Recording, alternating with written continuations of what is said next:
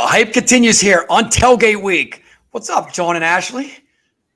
Hello, Shark. We are having so much fun on Tailgate Week, the final tailgate. And then next week, we are in the Big O, Orlando. And I'm here with the one, the only, David Searns. What's up, Dave?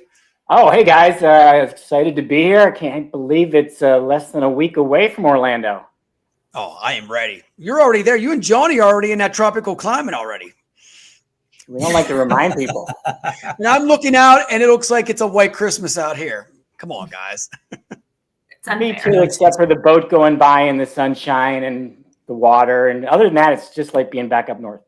Hey, Ashley, you know what? They could have invited us down a week early, right? I know. I'm like, we never got the invite. Such a missed opportunity.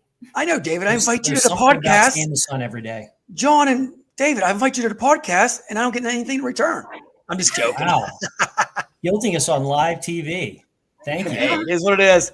Well, hey, David. Hey, thank you so much for coming on, brother. At the end here, I want to talk about your presentation, man. You know, it's going to be something that it's always an epic presentation. So just give everybody out there that's watching a teaser on what you're going to talk about. Yeah, happy to. So I almost hate to admit this, but this is my plagiarized presentation. So I've been friends with Dan Morey for a long time, and I've heard him say over and over and over again that it's really hard if you're in staffing to differentiate just on services because everybody's saying that. He said you have to differentiate your sales process. And so I took that statement from Dan and I said, you know, I'm gonna try to build a presentation around that and look at the marketing side of what it takes to really make your sales process be different. So that's what next week's all about. I love it. Johnny, you want to go? No, it's interesting because that's always what people are craving, right? It's like, you know, you can't do the same old. How do we do it differently? How do we get an edge on the competition? How do we differentiate ourselves? Because at the end of the day, we all do the same thing. It's just a matter of how we do it and how we execute. And are we doing it by utilizing the right tools at our disposal? So I'm excited to see that. Yeah, and John, just to kind of build on that, you know, you can have the greatest differentiators in your service delivery, but when you're selling, that's you describing, here's why we're wonderful. And to the buyer who's heard 30 of those this week, how do you stand out? So it's, you know, don't tell me, show me. And that's what we're going to talk about is how do you show the difference in your sales process and in how you're marketing so that by the time you're actually having that actual meaningful sales conversation, you've set the stage in a completely different way. You summed it up there. Being different. Be you, be different, right? Stop the cookie cutter marketing, peeps. Get out there and be different. Well, it's literally once you get in the door, if you're able to win them over and get the business, then another level of differentiation is delivering and show them how you can deliver what they're looking for in the delivery engine that, you know, comes after the contract sign. Yeah, 100% there. No question that once you actually get into the execution, that if you're not demonstrably different than everybody else, you just become another vendor and, you know, okay, we'll put you in rotation. So we decide to go find new vendors. Right. I love it, David. So something I got to ask you real quick. Go ahead, Ashley. I know you got a couple questions. Oh yeah, you can see my gonna speak face. In your mouth, you're like. No, I love how this all kind of ties in, and all these conversations are kind of coming back to the same overarching topics, which is being authentic. Yes, being different, but being different in a way that's you, because you want to be able to fulfill what that promise is that you're making. And it's not, well, once a contract's signed and then, okay, we're good. That's the beginning. You need to nurture and work and build those relationships in the community, whether that's amongst partners or amongst customers or candidates. Having that well-connected, people are getting blasted every day. We all are. So how do you create meaning and valuetainment, as the Shark says, so that it's, you know, actually working? Yeah, so next week, we're actually going to be looking at something that's not in staffing, but my teaser that some people may have seen on LinkedIn is it's going to be about cookies. So I'm going to be sharing a story from a company that's based in Orlando, not too far from where the Sales Summit is being held, a company where people will wait in line as much as 5 or 6 hours for the opportunity to buy a cookie. And let me guess. Can I give you the secret? Can I say it, David? You can. Is it crumble cookie? Yeah, oh no, that's no. Ooh, We got to go up right. 2 or 3 notches from I was there. going to say this isn't crumble. This has got to be some. Hey, guys, by the way, Crumble Cookie sponsor this podcast. I'm just joking.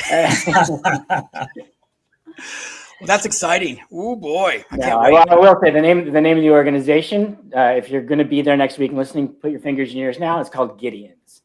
And so it's one of the few places you'll see on Disney property where Disney went out and recruited them and said, you need to come open shop where we are.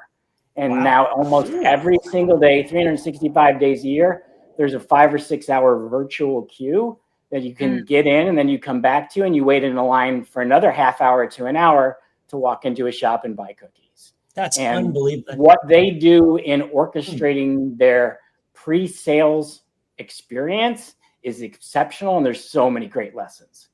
I'm excited to learn about that. They've got to have a good marketing engine to have that machine going on. Holy cow.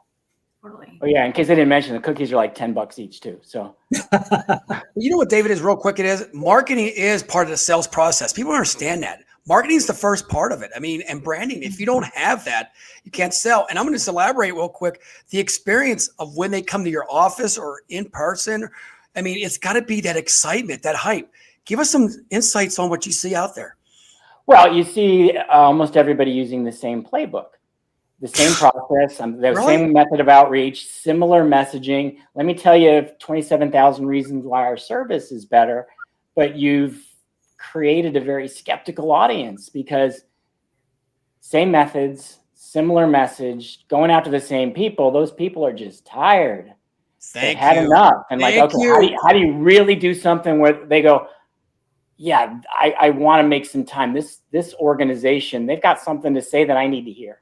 So now when you get to that first call, it's not the, can you convince me why you're better? It's, now, let's talk about what we already were talking about before the call.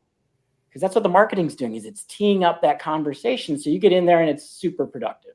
You summed it up. I love it. I got to tell you straight up, Pac-Man machine, loud music, and a lava lamp with a shark. People love that. That's all I have to say. No, being different in your office, David, like you said, and I took that from the Chick-fil-A theory. That's my theory. Chick-fil-A does the best beta marketing around. Human person, you're so excited when you get your food. It could be cold. It's all about the experience. If we could put that in staffing, in the sales process, oh my goodness, people just will eat out of your hand. Well, you look at the sales process, and better not, don't think of the sales process. Think of the buying process. What's your customer need to do to buy from you? So what do they go through? They got to figure out, hey, I have a need. Then what's the size of that need? What's it look like? Then I have to go find vendors, and I got to vet those vendors. Maybe I need an RFP process. It's a ton of work. Yeah. They don't enjoy doing it. It's a disruption of their day. Or maybe you're dealing with a smaller organization and they don't have a formal process for picking a staffing provider. So now they need to be educated. They need to understand, why in the heck should they work with you, period? What's the value you can bring? All the steps in that process, if you can find a way to make those steps easier, make them faster, or use the edutainment or infotainment, can I make it more enjoyable? That Gideon's I mentioned, if you're going to wait in line, the experience of waiting in line, generally speaking, is awful. No one wants to do it. Gideon's, I'll tell you this from next week's presentation, they hire people whose sole job is to talk to you while you're in line. Not to sell you cookies. Brilliant. But to make sure the time passes quickly for you. Brilliant. Experience. There it is. I love it. What do you think, John? No, you just nailed it. The experience. You've got to create a different and enjoyable experience for the person that is on the end. And you're creating, with the hype, you're creating a lot of curiosity and a little bit of FOMO. Like, hey, I need to be a part of this. Thank you. FOMO. David, can we talk about FOMO? FOMO. I say this all the time. That's what it is. You give them little tidbits. I always say, I got to tell you, not to talk about me, but it's like, they're like, what do you really do for a living? David even asked before, what do you really do? See, it's curiosity of really keep it going. A little bit of everything. I noticed that you don't answer the question, though. Oh, because I do everything. No, I'm just joking. Mystery is also good. Anything that it's emotion. Thank you, David. But the idea of the FOMO, 100%. Nobody wants to miss out on an opportunity to get a good deal. Nobody wants to miss out on something that they would find really valuable, that if they don't pay attention, they lose. So you can 100% use that in selling staffing. Most of the time, though, it's the opposite. the buyer assumes it's abundance. There's umpteen vendors I can go to, and temporary staffing comes in by the dozen. So there's no worry about FOMO because I'll just go to the next vendor. If you're going to differentiate your sales process, and you can tap into that fear that if you're not working with us, or you're not working with the candidates we represent, or you're not working with the kinds of recruiters we have, you're absolutely going to miss something, whatever that something is. Makes a huge impact on getting people to take action faster. I love it. Ashley, any insights on that? No, I mean, I completely agree. And I think, just how it ties together too. You talk about the marketing and the sales side, and this is always important, but it is becoming even more important. And it can also be applied to the recruitment side, right? I mean, we're here to talk about sales and staffing, but so many of these philosophies and practices, also apply to both sides. And we're actually in a unique position in this year that we are probably, for most firms, about equally focused on both the candidate side and the sales side, depending on the industry. So I just think that leaning into marketing, having those connected verticals, connected departments and missions is critical. Actually, you made me think of, we just hired a guy, he's a rock star in the performance marketing area. And I saw him on LinkedIn right after he got hired with us, post that he was so grateful that we hired him. He had gone through sending out 400 resumes with little to no response. And the process was awful. So, you talk about that FOMO from the candidate's perspective. I couldn't agree more. Like, candidates want someone that's going to talk to them, that's going to listen to them, that's going to give them honest feedback. And so often they just get nothing. You dump your resume into the ATS and it's a black hole. That's it. I don't hear from the hiring manager. I don't hear, unfortunately, from the staffing agency recruiter. But if I'm going to miss the opportunity to work with someone who's really going to make an impact in my career, I can't afford to miss that. David, because you hit that on the head. They need every advantage they can get. You know what's so quick? Even when we're shifting gears a little bit, in the last 2 weeks, I think I told John this, 7 people, couple internal in the staffing industry, in the last 3 months, 100 applicants out, 2 responses. Nothing, ghosting the candidates. And these are professional people. In a time where there's so much emphasis in our business on the candidate experience, the candidate experience is arguably worse than it's ever been. Oh, it's horrible. Service is horrible for our industry. It is. It is. It's which, again, to David's point, very easy to differentiate yourself. It is. And I need help. I ain't gonna lie. Everybody calls me. I'm like the last savior. Like, sure, can you give me a job? I'm like, I can only do so much. It's sad because these are big firms, David. I got to tell you that they get ghosted all the time. These are people that we know in the industry that are great recruiters that are not even getting back to them. Even on a message on LinkedIn, at least say, I can't help you. I think that's the biggest thing. Just say, I can't help you. Well, and it becomes mutually self-defeating. So we don't respond to the candidate, and the candidate feels like they don't have to respond to us, and you create this vacuum of communication. And now, instead of providing great service, you're struggling to provide good service in either direction. Great point. It is. It's not to beat up the staffing industry, but we have to change a little bit. One thing I want to shift gears on is video. I mean, MTV is back, David, as you know. I love it. So give us your take on video and marketing, especially for sales. Oh, it's so underused. So if you think about, email, what's the number? It's the number one channel we're using, right? More people are sending out emails than even picking up the phone. So if you send a video in your email, your probability of the email being opened and viewed is, I think it's like 2.5 times higher. I don't remember the exact percentage, but it's dramatically higher. But if you think about the greatest use of video, it's for asynchronous communication, meaning one way at a time. So we're talking about making the buying process easier. That hiring manager, that HR person, they're busy. They've got a huge list of priorities. They've got fewer resources than ever. They're being pushed by their organization to be more efficient, drive out costs. And here you are saying, hey, let's have a sales call where you're going to take time out of your day to meet. Well, what if I sent a video in advance showing, hey, I really did my homework. Here's what I've already learned about your organization. Here's 3 things that probably would make sense to talk about based on what I've learned. So you're teeing it up and you've already done that for the buyer. So now they're going to sit down with you going, yeah, you just saved me a ton of time. Or after the meeting, we can all use AI, transcribe what we had, but put a video with it. Saying, I sent you a transcription, here's the to-dos, but I put together some points for you in this video. More people will read it, it, as like we're doing right here, it puts a face and a voice with the message. So people are seeing you and engaging with you in their preferred medium. So some people like to read, they'll read the transcript. Some people like to listen, they'll put their ear pods in and do it while they're going on. Some people want to just sit and watch the video. So to your question, I think it is so underused in selling and so much opportunity, but I'll look at even our own sales team. They sort of get overwhelmed because it feels like it's time consuming, but it actually takes less time to turn on your camera and record a response than it does to type one up, because it's so easy with all the tools we have now.